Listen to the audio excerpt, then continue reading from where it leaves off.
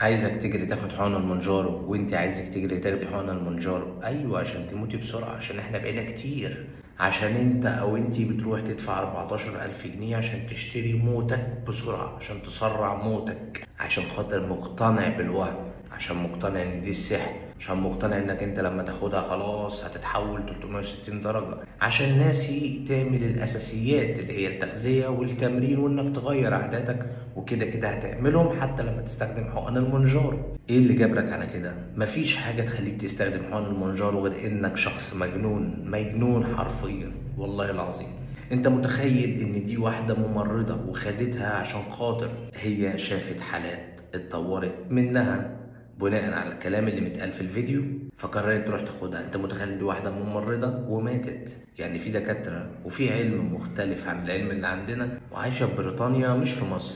يعني لما يجي حد يقول لك خدها تحت اشراف طبيب، ولا لما تيجي واحده تقول لك خديها تحت اشراف طبيب مش هيحصل لك اي حاجه، لا حضرتك هتموتي والله، ممكن تموتي والله زي ما بكلمك. دي الحقيقه، محدش هيقول لك عليها. ليه؟